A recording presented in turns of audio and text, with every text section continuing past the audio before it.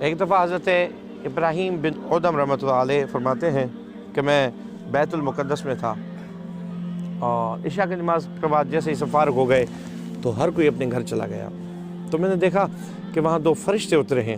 ان میں سے ایک نے کہا کہ مجھے یہاں کسی انسان کی خوشبو آ رہی ہے، تو دوسرے نے کہا کہ ہاں یہ حضرت ابراہیم بن ادم رحمۃ اللہ علیہ ہیں، جو بڑی تکلیفوں کے باوجود، بڑی مشقتوں کے بعد اللہ تعالیٰ نے انہیں وہ مرتبہ دیا جو اپنے ولیوں کو دیتا ہے اور اسے اپنا ولی بنا دیا، لیکن ان کی ایک غلطی کی وجہ سے ان سے وہ ولایت چھین لی۔ تو دوسرے نے کہا کہ وہ کون سی غلطی ہے؟ اب یہ حضرت ابراہیم بن ادم رحمۃ اللہ علیہ سن رہے تھے، تو اسے کہا کہ وہ یہ غلطی تھی کہ ایک دفعہ یہ کسی سے کھجور لے رہے تھے، جیسے ہی انہوں نے کھجور لی اور پیچھے مڑ کے دیکھا تو ایک دانہ نیچے پڑا ہوا تھا، تو انہوں نے سمجھا کہ وہ شاید دانہ میرا ہے تو وہ کھا گئے، حالانکہ وہ ان کا نہیں تھا، وہ دانہ جو تھا وہ جو بیچنے والا تھا اس کا تھا۔ تو جیسے ہی یہ کھا گئے اور نوالا اندر چلا گیا تو اللہ تعالیٰ ان سے ناراض ہو گئے اور ان سے وہ بزرگی چھین لی۔ جیسے ہی حضرت نے یہ بات سنی تو وہ تھاڑے مار کے رونے لگے اور بلک کی طرف روانہ ہو گئے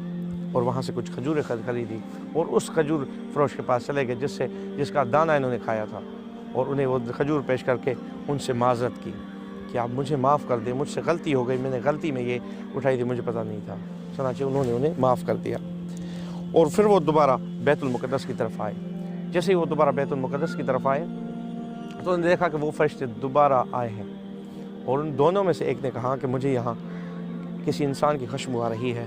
تو دوسرے نے کہا کہ ہاں یہ وہی حضرت ابراہیم بن ادم رحمۃ اللہ علیہ ہیں جن سے اللہ تعالیٰ ناراض ہو گیا تھا۔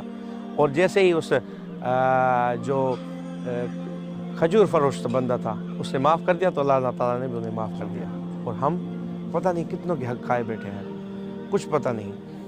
کہ ہم اپنا کھا رہے ہیں کہ دوسروں کا کھا رہے ہیں کہ کیا کھا رہے ہیں، ہمیں پتہ بھی ہوتا ہے کہ یہ غلط ہے لیکن پھر بھی وہ ہم کرتے ہیں۔ ہمیں چاہیے کہ ایسا نہیں کرنا چاہیے۔ السلام علیکم ورحمۃ اللہ وبرکاتہ۔